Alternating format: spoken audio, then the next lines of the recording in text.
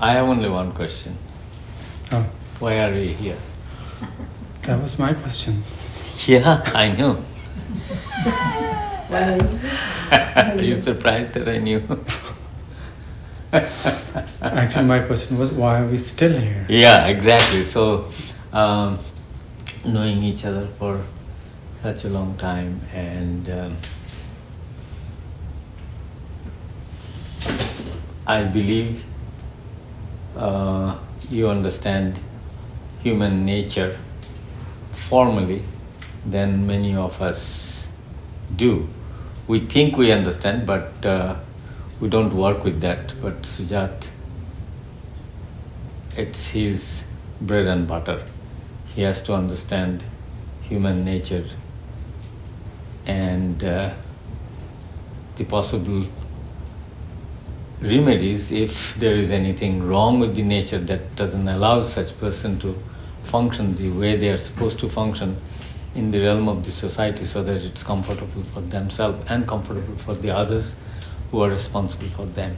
So he not only knows these things, he is experimenting with it on a daily basis, reads all kinds of things, uses all medical technologies of talking to the people, giving them the fix that medical technology knows of how to. So basically what I want to say is that we all understand human nature pretty well. Knowing all these things and applying those things on a daily basis to different people, I thought I will go a little more and have a heart-to-heart discussion with you. In a sense, let's throw all the crap out and spinning words and things like that. It's very down to earth and straight and simple. We are not just like ordinary friends, go there, have a cup of coffee, talk about politics and go Sure. home. I believe I know you long enough to understand that you definitely know that's not the case. We are much more serious about it. We value our time with each other, and there must be some underlying functional aspects that made us still sit down here and talk, and also see other friends like Revati, Malika, Radhika. I know Julie for such a long time. We still have certain aspects and ideas about the whole business of spending time together. It's not like a cup of coffee or a sip of wine, which I take coffee, I don't take wine. I was going to say, I've tasted coffee here, but never wine. No, me neither. I don't. I don't need that. Yeah. So, I want to discuss a little more about that, and let's see whether you can articulate somehow in the way that you understand the nature of human, the nature of what is addressing their well-being, what role an individual plays to address such a thing, you know. Like if you have a person who is positive and have very little intention of harming anything, and obviously will be very comfortable to spend time with such an individual, even if we think that there is nothing outside of that. So let's start from there. I always have this point of view after my long, what should I call? Pretty long. I mean, I'm close to 70 years old. I have a lot of experience with dealing with human beings, and finding myself in a space where I distinctly realize that the possibility of a friendship and sharing a space which is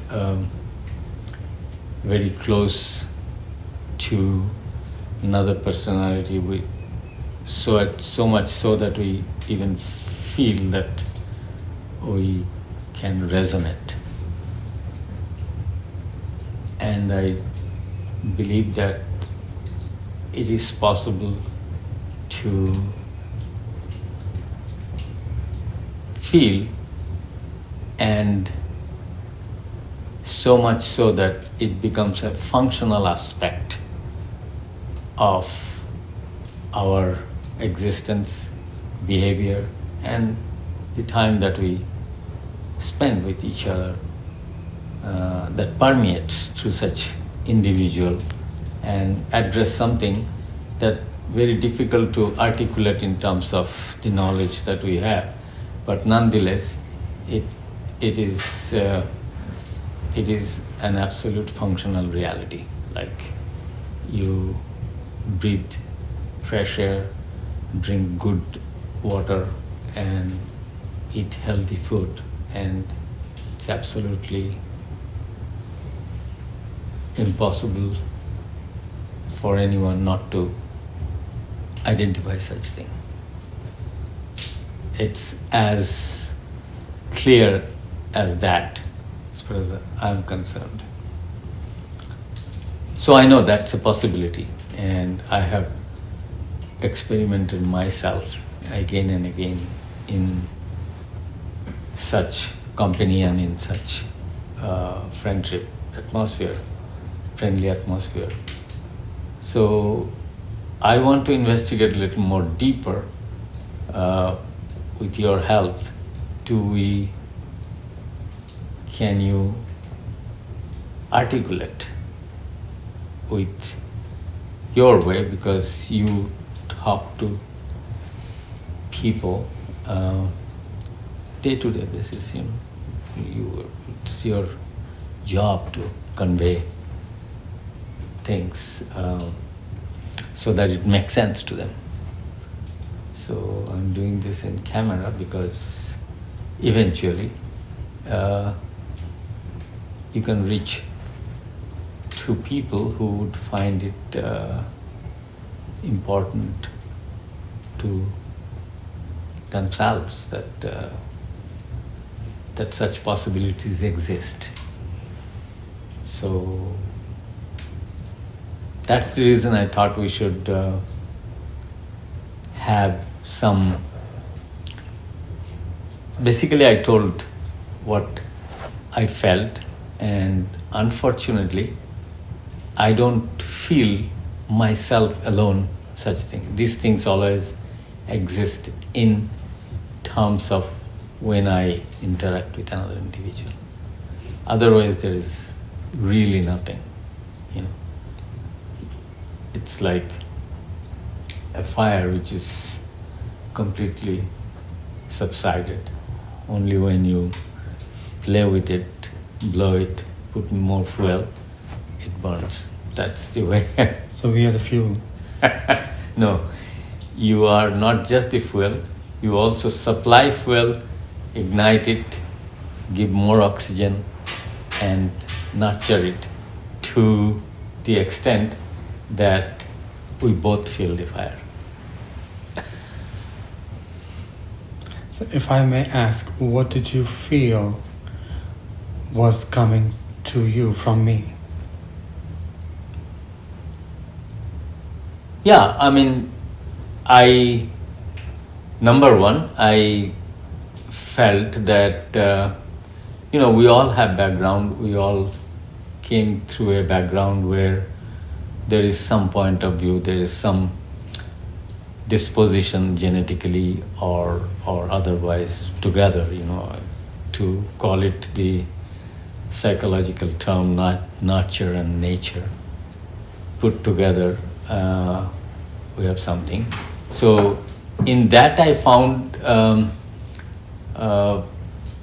I can rely on you, that you will be open and tell the things the way it is, and that's the best spot to do some real investigation and experiment.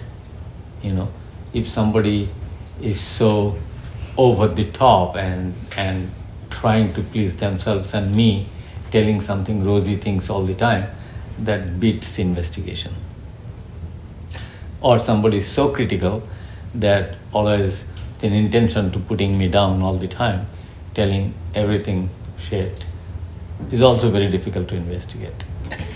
Either way, but I feel very comfortable and trust your judgment, and I believe, after seeing you for such a long time, that I can rely on your sincerity and integrity. And I feel that's the foundation. If on such person there is some feedback comes, it's genuine. So I heard in my terms with people, I met people who were over the top and suddenly on the other side, swinged on the other side. So I've seen all these things. So I can't rely on investigating the human nature as far as our interactions are concerned. The phenomenological result that I can derive and keep it as a valid experimental result, it'll be difficult, no? It's so all I have to say, it's the human mind is always faulty. Either it gives a signal which is red or blue. It never gives a signal which is appropriate. And I can definitely say that being in this field and working and learning, first of all, there's one thing which is more academic and clinical that you practice, whether that you apply on yourself and how much, that's all individual, right? In that category, we are all almost the same as regular people, whether psychiatrists or psychologists, we're all in the same boat. Learning can make you more introspective. Of course, you learn all these theories, and if you're open-minded enough, and I use that with caution because not everyone who reads psychology, psychological processes and different approaches, they'll read it if they're bright enough. Most people are. They'll read it, they learn it, they understand it, they can apply it on others, but they don't introspect with those lenses themselves. But for me, I've noticed that I've been more interested in learning about myself using those same techniques. And otherwise, since my interest was a little more, let's call it the spiritual side, or a little more deeper, more holistic, let's say, for lack of better terms. So people, we are all victims of our conditionings. As you pointed out, nature and nurture. We have no control over where we were born, what kind of skin color, or country, or language, or religion. So those are all major factors, and a point in history, what era we are born in, we don't know. So all those, they all color our functioning, our conditioning. Then we have our own individual genetic predispositions. Some are genetically transmitted, some are our own. So there are many, many millions of factors which interact and build one particular personality and character. So to unfold that, I think the best person, yes, others can provide you with a space, like you can provide a space, or a psychologist, or in therapy counseling, but eventually you are the one who's going to look into it and kind of shine that light. As I say, that the light holds the fire brings light and burns that too, so that the new can come in. So kind of that, I think this being more aware of it makes the effect of that negative element kind of weaker, and you can function better, clearer in some ways. And I can see for myself, because it's about me that I'm here, I see those moments of clarity and all that, but then I get pulled back into that, to that hole again, because I'm so used to functioning that. Without that support, without that functioning, I feel kind of, I'd feel unreal, because that's become my identity. And that's how I see my patients also. They become so identified with their suffering, emotional suffering, that they cannot pull themselves out of it.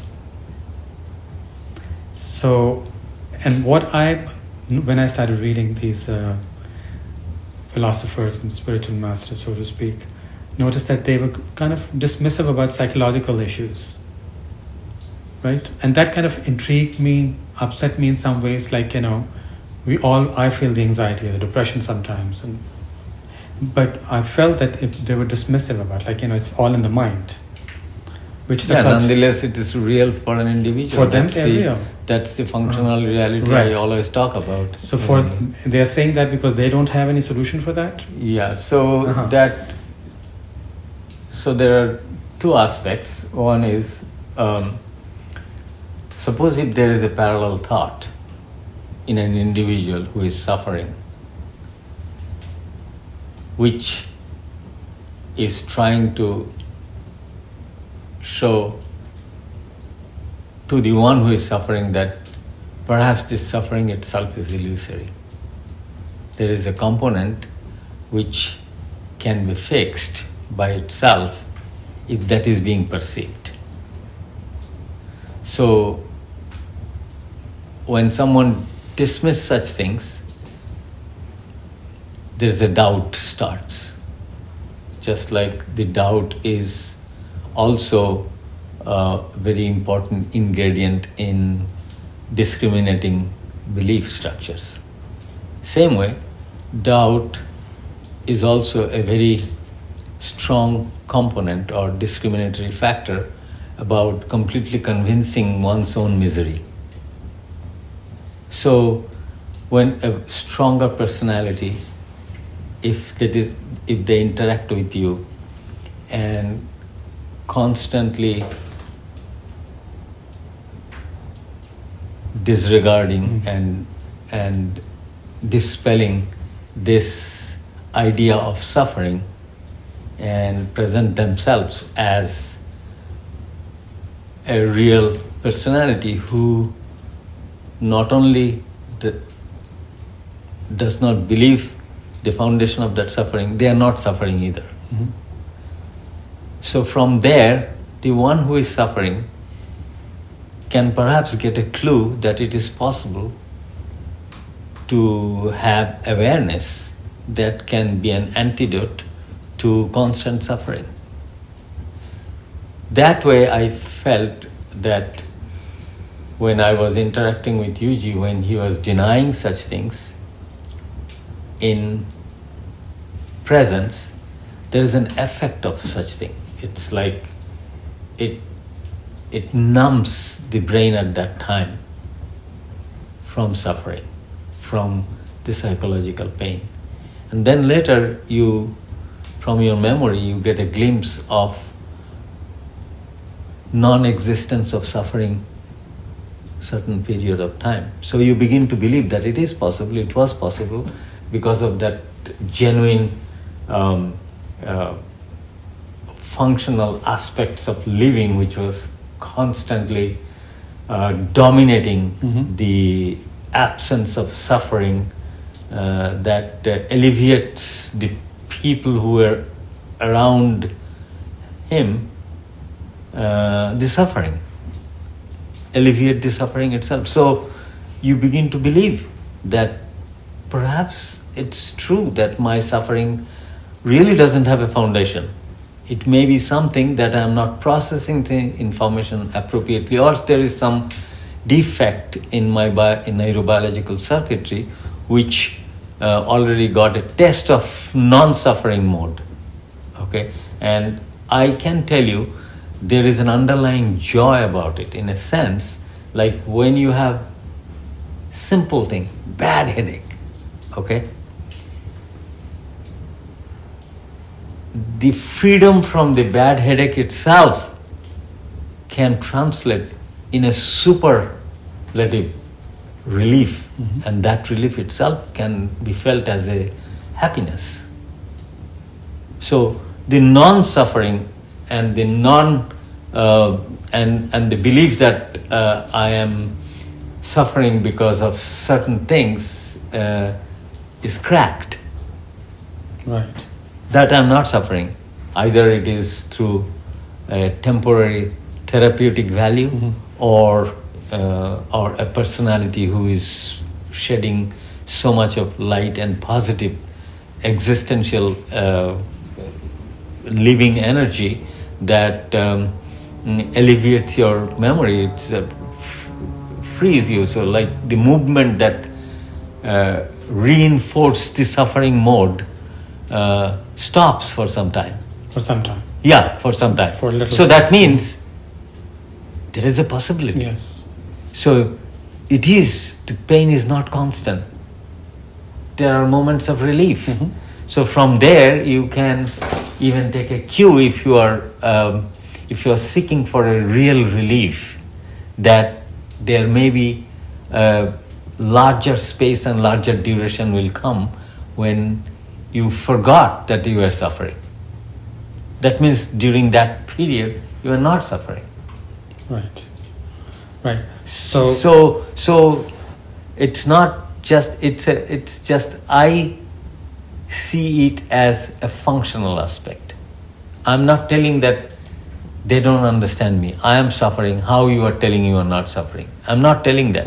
What I'm telling that there could be intention which to encourage you to believe that it is possible for you to overcome the suffering.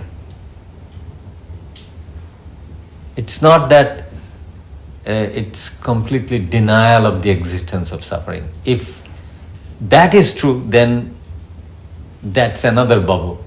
Yeah, that would not be realistic. Because That's not very realistic, because so many people among us are suffering. It is a day-to-day existential crisis. So, but what I'm saying is that if somebody exudes some energy that you perceive in that individual, there is lack of suffering. There is no reason. Like, we are in the same boat. It's not that I'm anything better than you. I have more money, I have more energy, more talent. None of these things.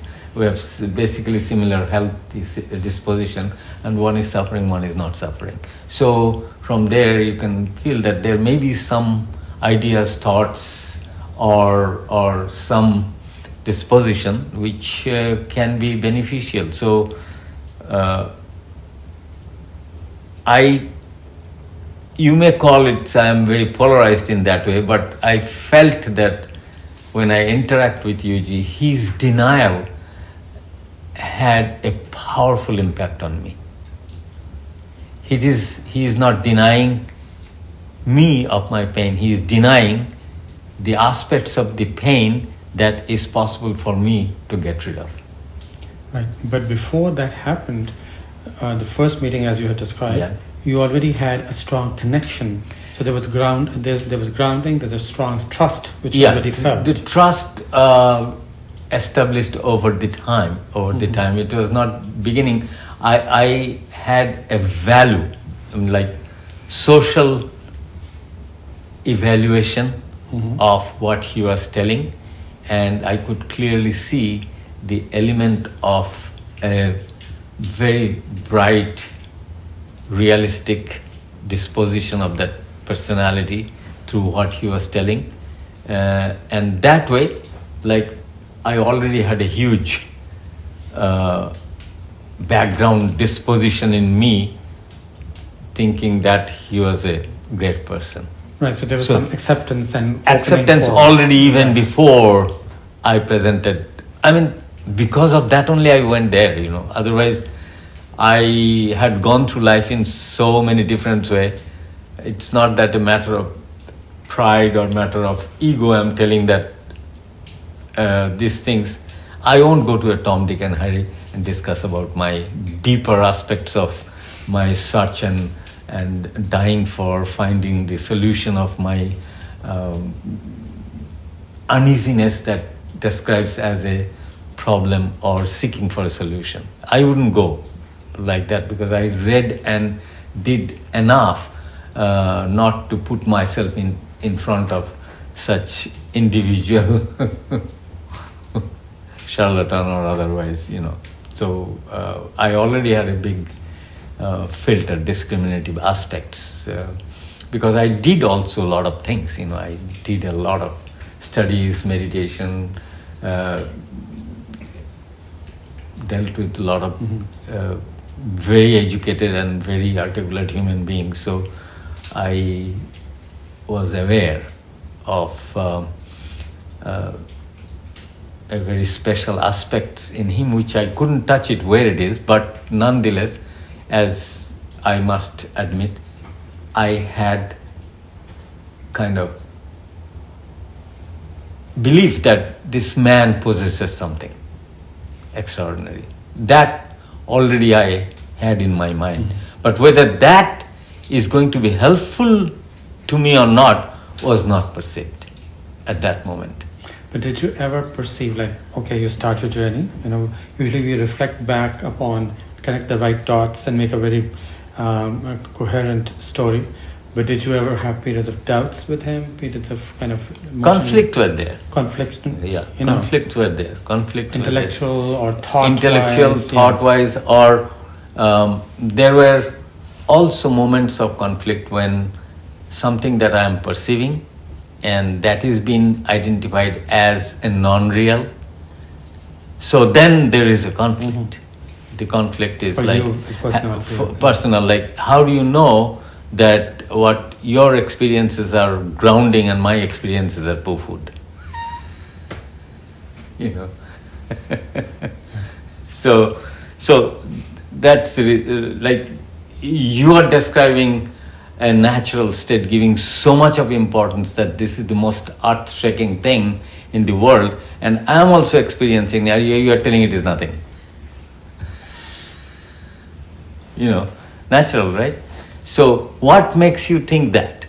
That's the thing. Right. So I found, this is the discovery, at the end of the struggle, I always found he was right, I was wrong. He wanted me to be sure about myself. Right. As he was completely grounded and 100% certain about his existential power. Right. And he wanted me to have this even in the cost of fighting with him. Because I can see for myself, since it comes down to me. Yes, right? of That's course. why I'm here. Yes. I can see, okay, few days nice, and then you go back and slowly you start drifting into that routine, that mindset, blah, blah, blah, blah, blah, blah. So a couple of days might be good, then pains, aches, and every few months I have a new medical issue coming up. So I'm like, okay, is this a challenge? Is this a test? Is this what? Or just accept it as like part of aging? Okay, that besides the physical, but what's the attitude towards that? Yeah. And why I come here, I see something in you. I see something which I told other friends too, that you seem to function differently. Okay? I do notice time to time, yeah. Right? Yeah. You don't notice that too? Some Notice me in a sense like the way the person responds to a particular problem is what I used to respond, but now it is fundamentally very different. Okay. It is not that I am not affected by anything around me that is happening. I am also, but there is a equilibrium that settles down in me much faster. Right. Okay? And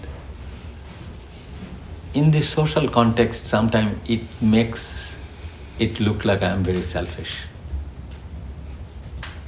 But I wish everybody is selfish like that, so that the problem dissolves by itself in them too. Because the life is organized in such a way that it has to take care of itself first. In all aspects of our living, if you are healthy, you are in a position to do anything that if you feel like doing, better than if you are not healthy. It's very simple. Yeah. So here I'm talking about the mental disposition where you can comfortably not feeling pain and frustration, which is so much absent in me that it's not a matter of exaggeration. I don't have to think about myself at all. Well, I've seen you in moments of agitation or, looking for something, getting agitated or frustrated. But what you're trying to say is it doesn't linger as a story. Absolutely. It doesn't have like a No. long-term effect. But that's what I see in myself. I do have that sustained effect. Issues from the past, emotions, reactions to my family members, others, they evoke such a strong reaction in me, and I'm like, what?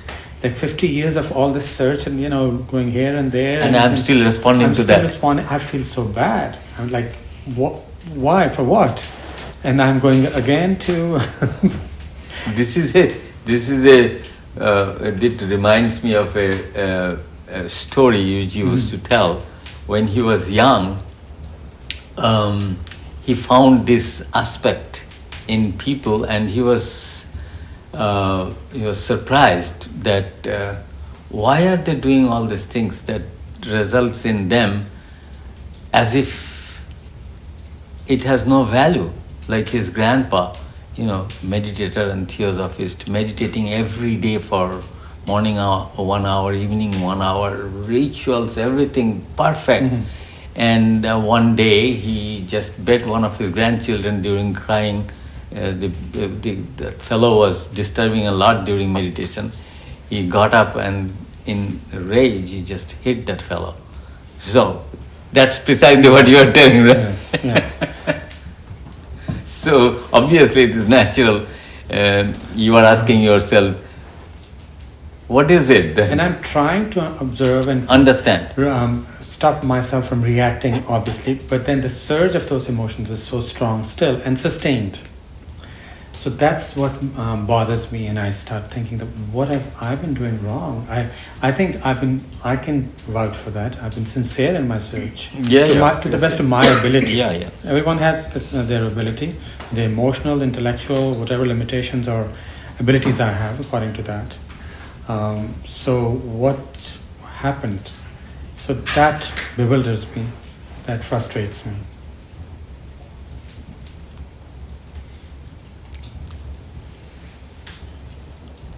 I don't have an answer for that question. But of course, I see a possibility over here. Yeah, possibility is the only thing, because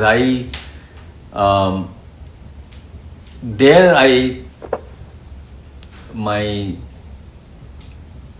take is that I did not do it through any practice or anything. And I'm sure something happened that is like somebody was very prone to suffering or susceptible to be affected by small germs, virus, bacteria, and suddenly his or her immune system improved and he is not so susceptible. So something like that, some happened to this neurobiological circuitry where it is much more stable and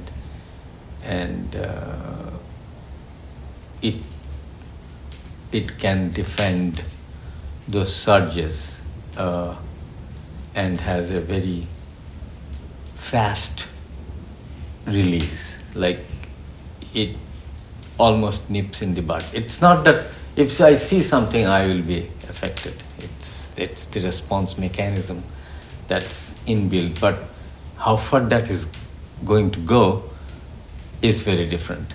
So what I call is the system has acquired a better equilibrium so that the small perturbation or disturbance does not rattle the system anymore. Okay, it absorbs even bigger shocks, surprisingly. Yeah. Shock, I mean information, the news, or something somebody tells you, or you hear something. We are social animal who we are very prone to response to information. That's our nature, you know.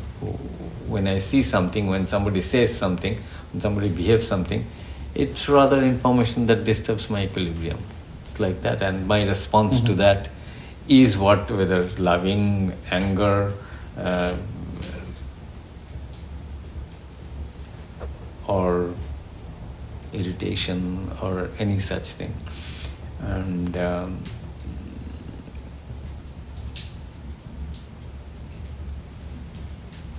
I seriously, that's what is the bottom line, is I'm coming there. I feel there are two things that I discovered in retrospect. It's not that consciously I was doing it. There was something was going on. On looking back, I felt that the two factors were very important. One is, I have to put it bluntly, when I felt a tremendous affinity for him, there was a huge reward, in a sense that it affects the entire system in a way that I never knew. It's like somebody is feeding you some super food which gives you a tremendous amount of nutrition and value. And second thing was, when I was left by myself, there is a demand for what I should do. Should I pray? Should I meditate? Should I feel this? Should I feel that? Should I feel that?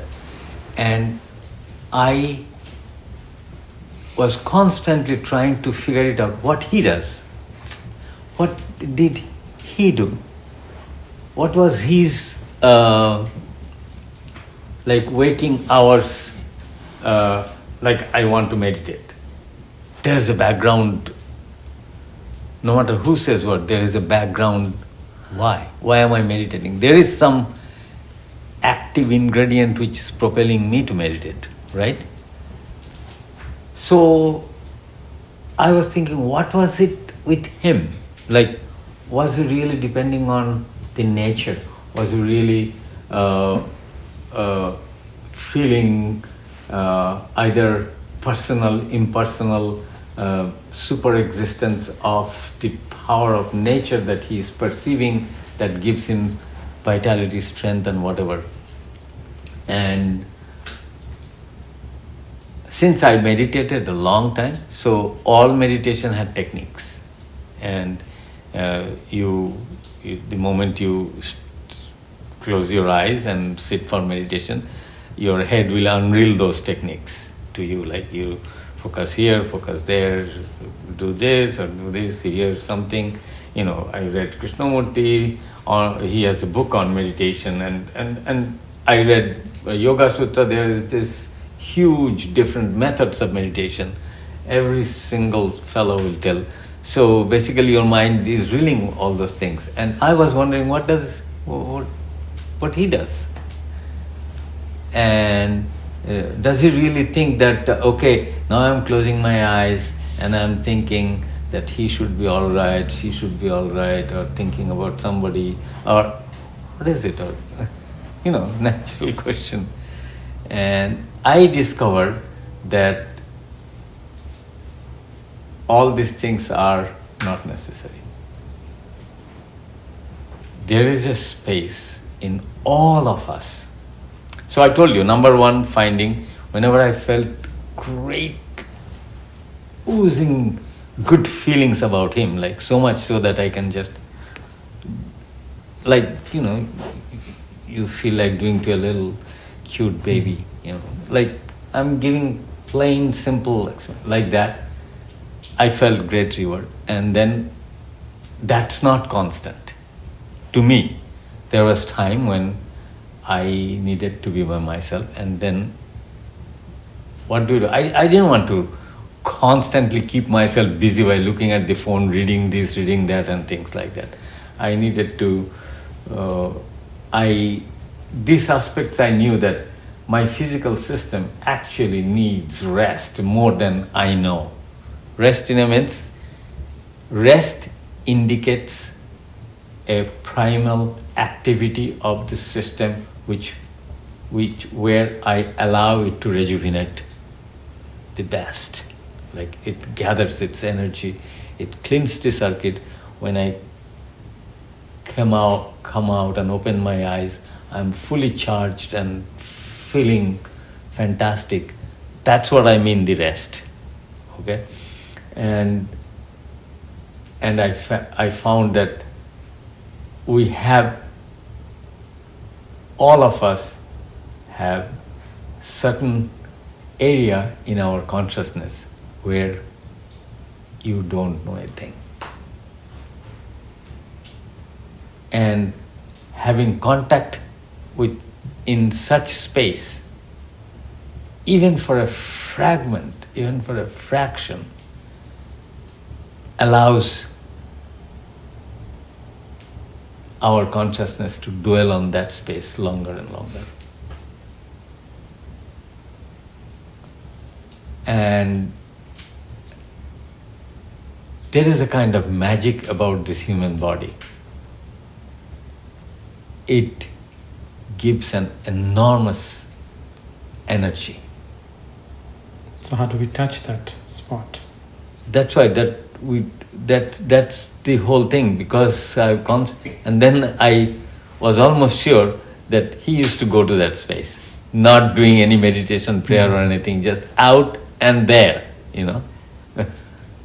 And as the life, our interaction increased, I observed it, he was in that space more and more often, and longer duration and things like that. And as a result, I found that he was exuding even more energy. So he was getting there more, or you were observing more? I'm observing. He's out. He was already there. He's out. There means like he's sitting with me and talking to me, but he's not. He has a space which is, and then when there is nothing, he is merged on. And what I felt is during this contact, even I am feeling his energy. Like he is like charging himself so much, although it's frail and nothing, but I felt there is a magical connection of human existence as far as this rejuvenation of the consciousness is concerned. There is nobody. Nobody means there is no concern, there is no panic, there is no happiness, there is no. It's not. I'm not telling. It is something that we really don't know. And that is the foundation of our conscious existence. And I believe that if a human being systematically touches those space, I think we do all the time in our deep sleep for very little while. And that's why we still rejuvenate ourselves, we cleanse our memory, short-term, long-term memory gets processed properly. The better you are going through the sleeping cycle well, and undisturbed. If you complete 3 cycles without any disturbance, you have very good sleep, things like that. So, But it doesn't mean that people who have like normal sleep cycles, that they're during wake hours they exist in that space no, as well. because what happened is that there is some different chemistry has to begin to work. So there is a different level of chemistry. Yes. Yeah, it has to. It's lot more aware and vigilant about its existence. I mean, I used to tell something about it in a different way, but I don't want to confuse it in a different way. It's not like that carbon became radioactive carbon. I used to think that way, because that was your I was so perceiving such energy that there is a carbon and there is a radioactive carbon. Everything is same. Only if you have a meter which can measure this, one will give a huge radioactive count, the other will have nothing.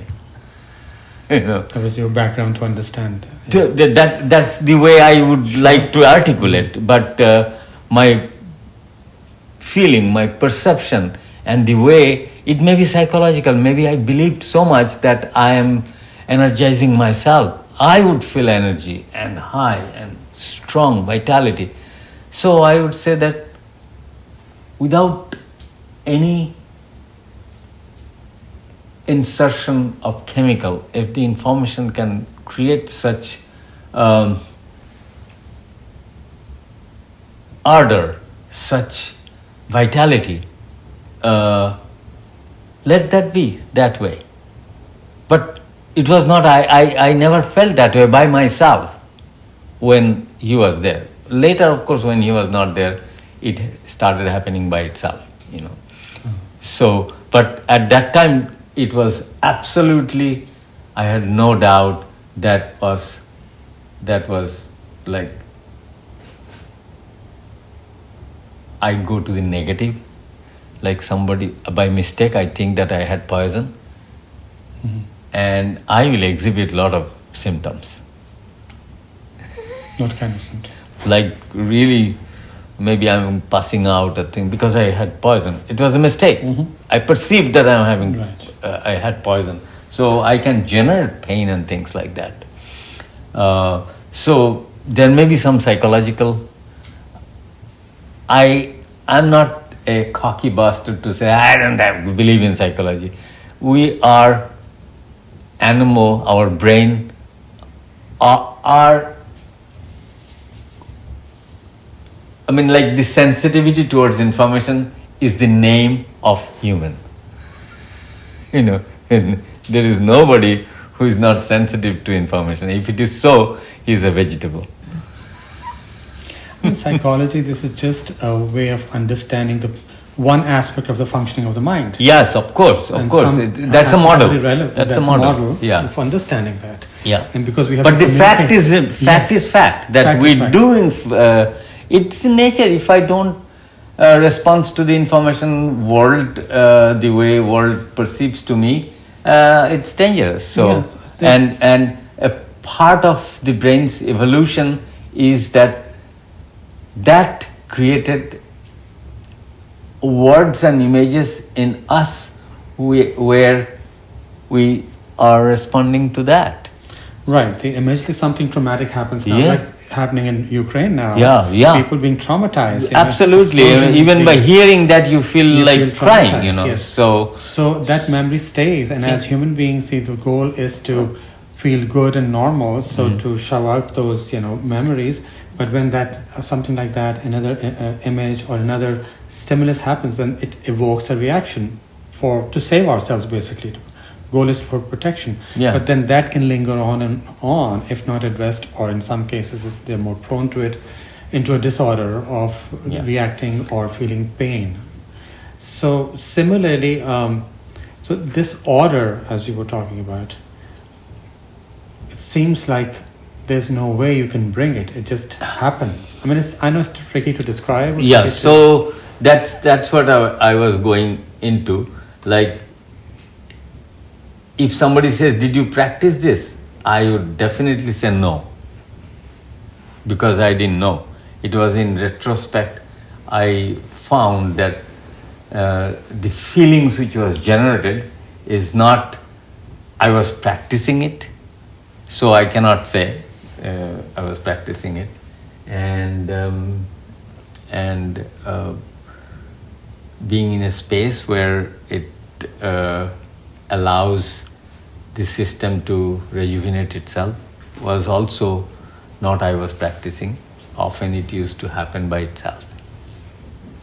And but I'm just naming it.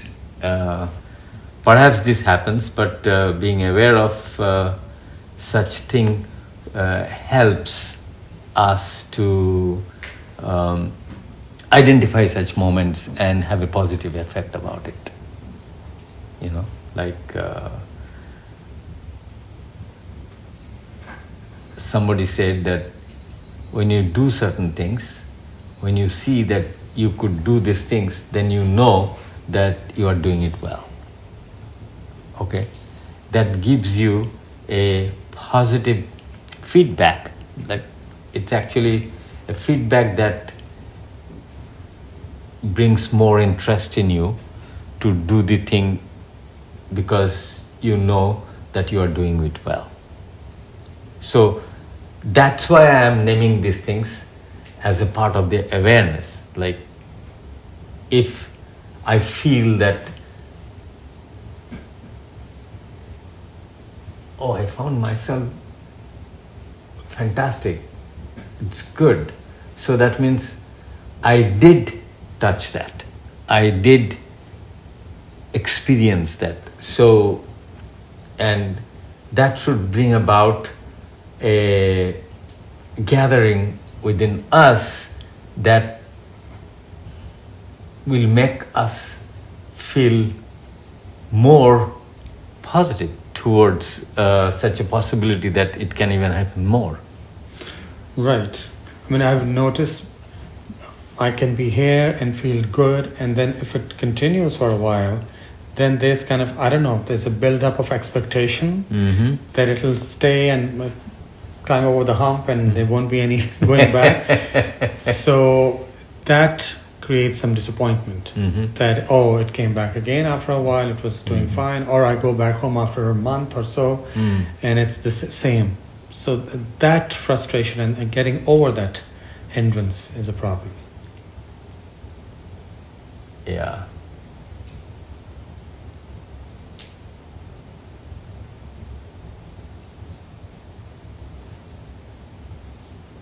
I know you. So also basically, it came down to that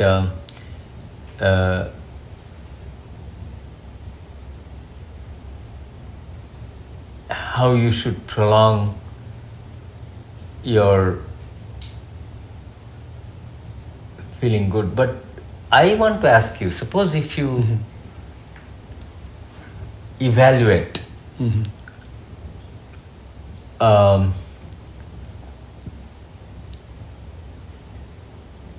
very appropriately, and the way you live, not what type of food you eat or anything, the way you live, the disposition, rather the frequency of dealing with other people, which creates a lot of disturbance in you. If you begin to compare from the way you were many years ago and gradually look over, it is in that you can evaluate. Suppose if you're not expecting anything, because expectation is sometimes a very misjudgment of the progression. For example, you are treating a patient and you know that what he shouldn't expect, like he shouldn't after taking 3 pills, he should not throw his box of pill and think that he is fantastic. Okay? that's his misjudgment, or that's his wrong expectations.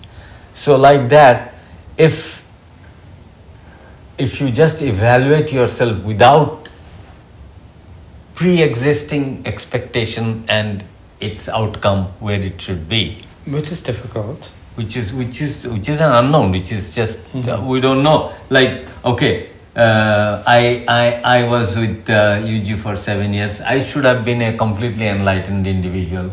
And what is the signature of enlightened individual? He looks at anybody and tells all his future, past, everything, I don't touches have anybody. No, what I'm telling I is, know. people have this kind of Yes, expectation. yes. They meditate because they want to get a lot of power. Yeah. The power to materialize things, the power to be like Sai Baba, power to be like Chucky, 50,000 people, he will make them dance, or whatever, We have all kinds of expectations. What I'm saying is that, suppose if I suspend those things for some time, I'm not, suspend means I'm not extrapolating a place where I should be because of I'm doing something or I'm with somebody. But if I just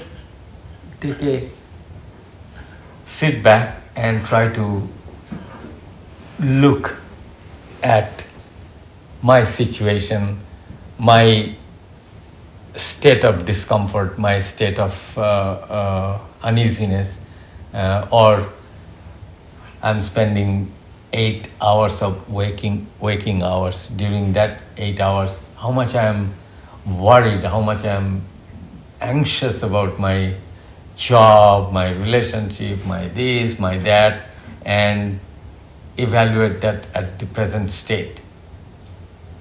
What do you see? That's up to you. I'm not going to know exactly what you perceived in the past, what you perceive in at present.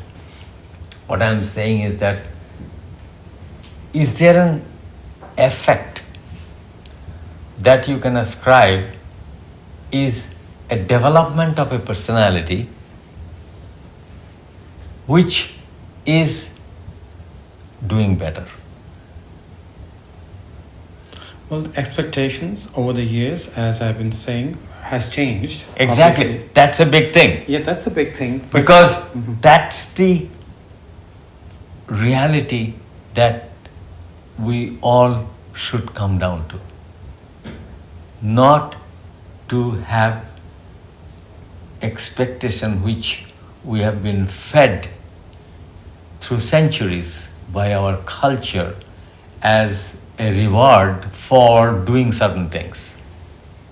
And I always try to explain that that's wrong. That's like, it's like you will become a shaheed if you put 5 bombs in your body and blow yourself. And then you will have 40 virgins in the hell. Or heaven. 72, sorry. Wow. How could you let go of 32? Oh, no. I don't want to let go 32. So, not thinking those things, not having those expectations is a happy finding for me that I'm gradually grounding. Like I am perceiving the reality of myself in a very realistic way, One of the most important aspects of our frustration is actually founded through our artificial image making system that we have derived from our social enterprises, Like even before you're sitting for meditation, you imagine you are going to be Gautama Buddha.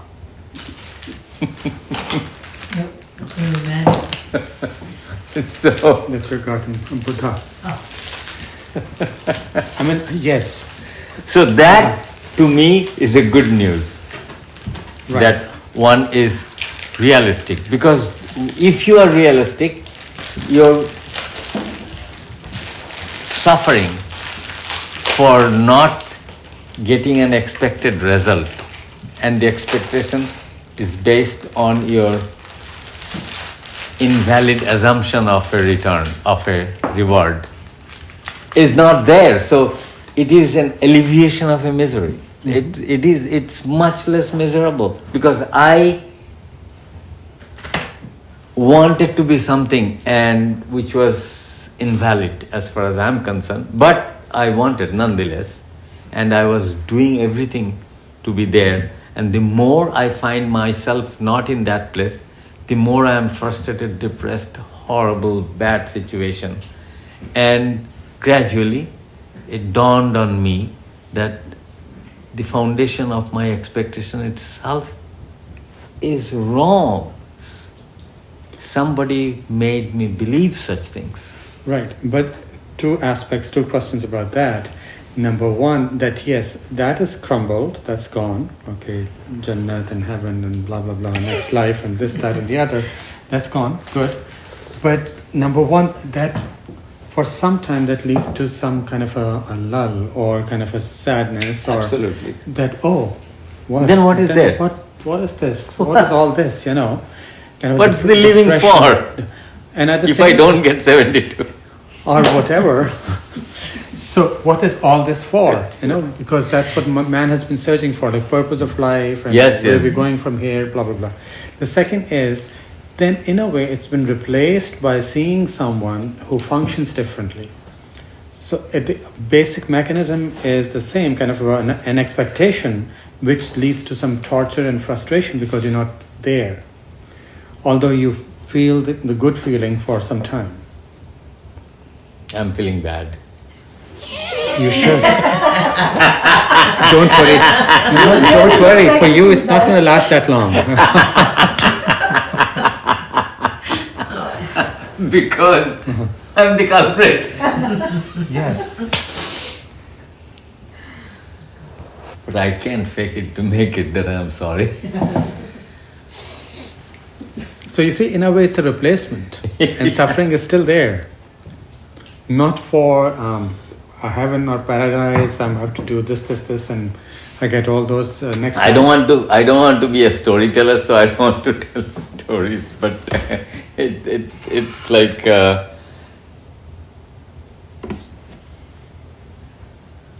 right. It's okay. It's okay means.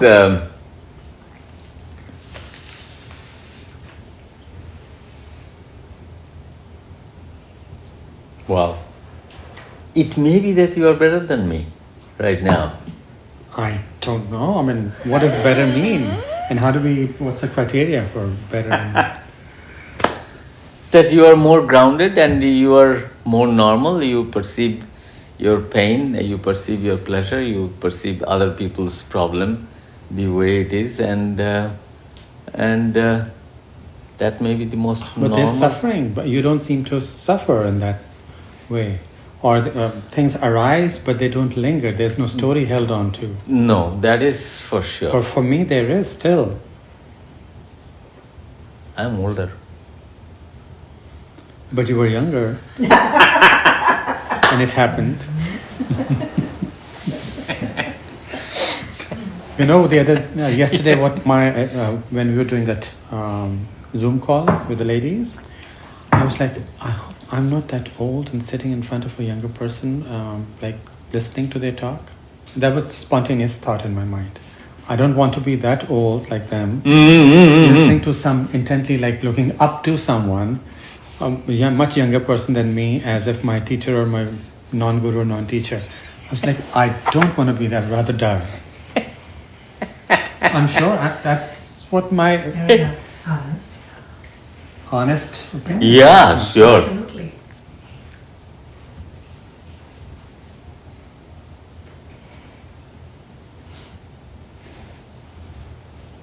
That's a huge.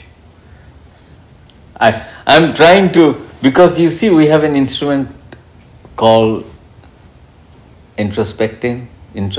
Like I'm just reflecting.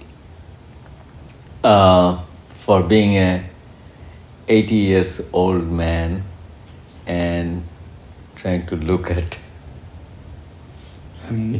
non-existing UG and looking for a solution.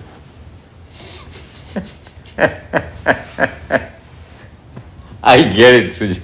Right. I would rather die, as you said. You know? I did get Yes. it, okay? Yeah. But nonetheless, I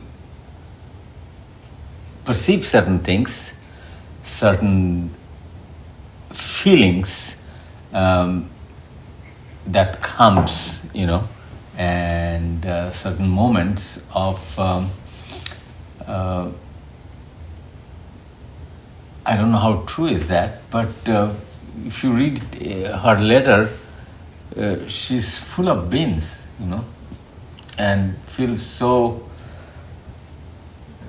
all thinking is created by us. Okay, so if there is some thoughts which can give you that kind of purposeful mode of happiness, joy, and existence, that you overcome your old age and all the other problems, that's pretty good. I mean, it's good for them. Good, very good for them. Good for If them. I had, that's what I said. If I have a mother who feels that good, no matter what she thinks, I am very happy for Right. that. Of course. If somebody feels that good, if somebody writes every day 3 pages and describing how good she feels, I would rather take that as a tremendous benefit. Rather than somebody who is complaining all the time. Rather take them than me. That sounds like at least internally. Hey, not that way. I know. But my internal, complainer is quite active. So, that's where there's an overlap with psychological issues, personality types, and then this path or this urge or this kind of inclination. How does that, is it something? It's, of course, it's not. I'm not speculating anything. It's like if something forceful is inside you, you cannot resist it, or you cannot even. It's like if the feeling is very powerful, no matter what reason you give, you cannot resist it. Right, that's why I'm here. No, because I was trying to think that, are you trying to block it? Then I eat my own word by saying it's impossible to block it. It's too powerful. But do I intermittently sometimes self-negate or self-doubt? Yeah, say that's what I was trying to go. Are you so because of your past, whatever it is, are you so much resisting yourself and trying to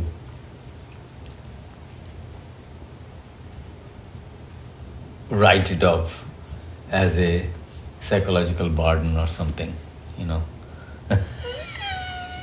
I do know for sure I don't have those lofty expectations. They're unrealistic. As I said, become a guru or a teacher nothing. or blah, blah, blah, all that following and blah. It's just that clearing, that grounding, that But functioning. it's not a state of comparison. Please don't forgive me if I say anything like that. But I do see the exhibition of such feelings within human. I for sure is a witness for such a thing. I know for sure. No power on the planet can tell me it is not so. It's like a mother who gave birth, and if somebody says you don't know what pain is giving birth to a child, and this mother is going to say fuck off,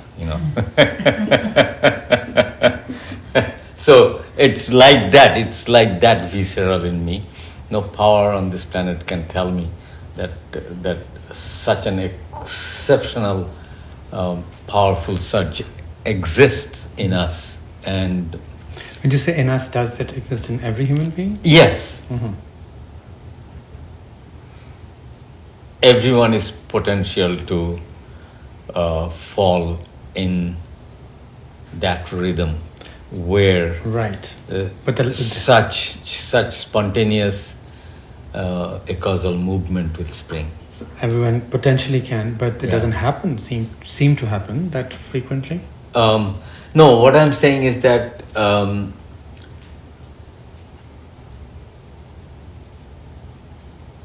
I don't think that's even a goal or anything. It is rather a symptom, What? that feelings. Okay. It's not a goal. Not a conscious goal. It's not a conscious goal because I know, but that's a symptom of like pain is not the goal of a childbirth. Right. You know, it's not a goal. This experience of joy is a symptom Or okay. of certain things taking place, Certain like some order, some order. some order where you will be really grounded. And to me, it's like the psychological pain and suffering cannot destabilize that person anymore. Or psychological pain, suffering cannot happen or sustain in that It environment. can. It will be reflected only. Like I cannot help but feel your psychological pain. But nonetheless, the moment you go, it's gone. You know. So I'll be in the field of a joyful personality, and I'll don't look here and there. Joyful personalities.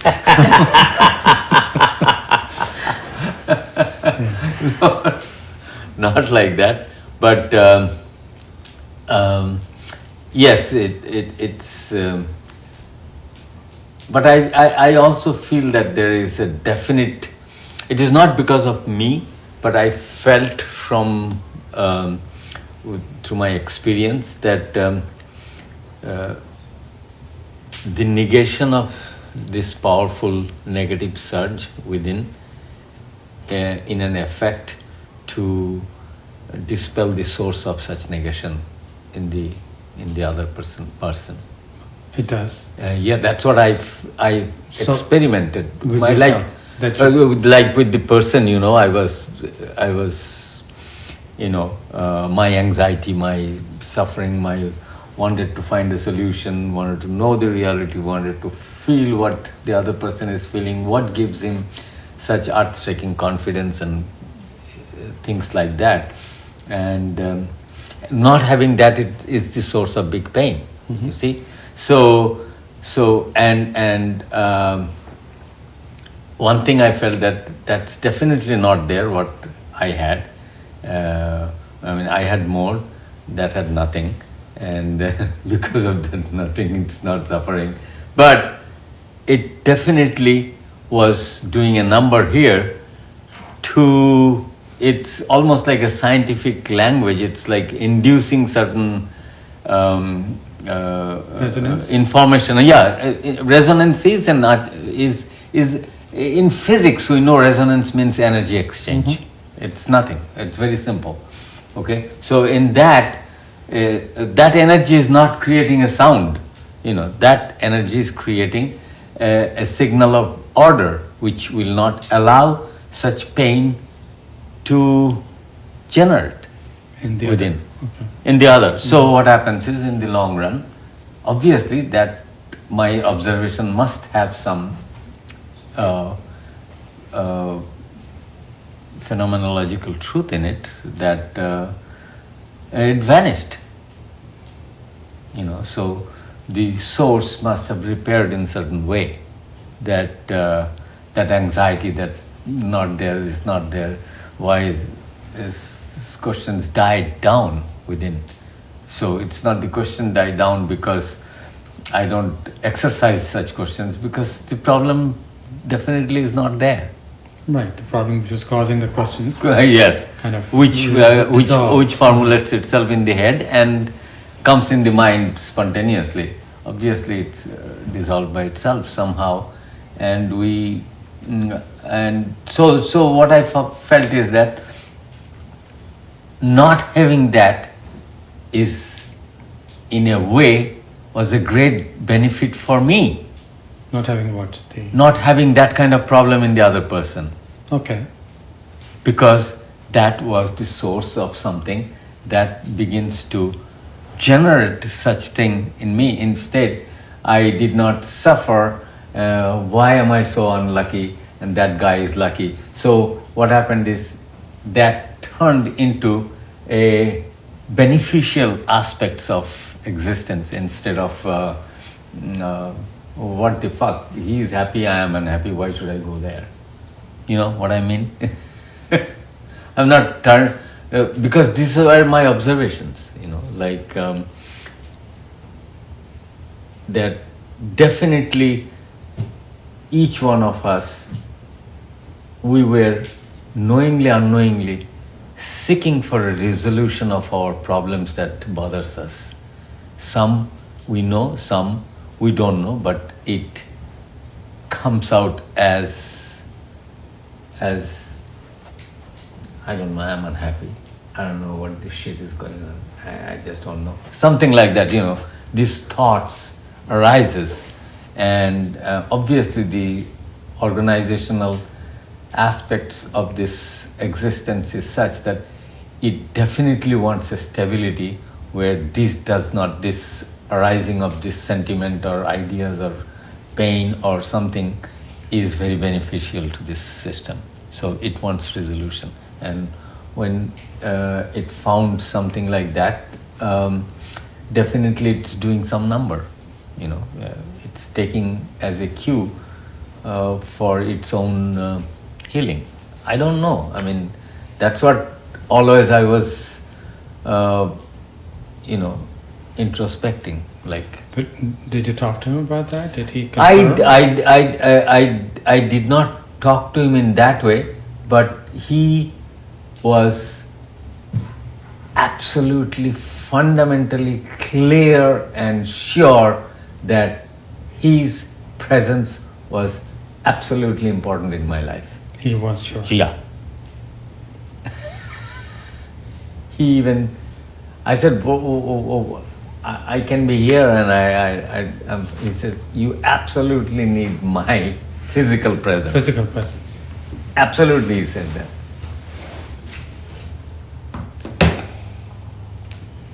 For him, it was very sure. Like, if there is any conscious effort, Thank you. can you heat it up a little bit with the Yeah, milk? I can. A little bit foam. And heat up. And he, Yeah, slightly. So, like, what he felt that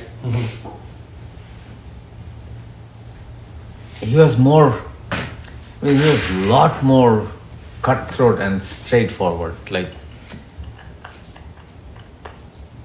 almost I can hear. Forget about everything. Just focus on me.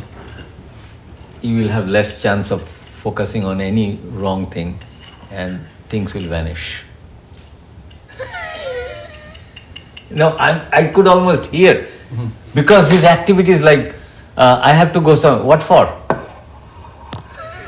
So focus, like, physically just keep... Physically, mentally. And mental was, I should be honest, it's not me.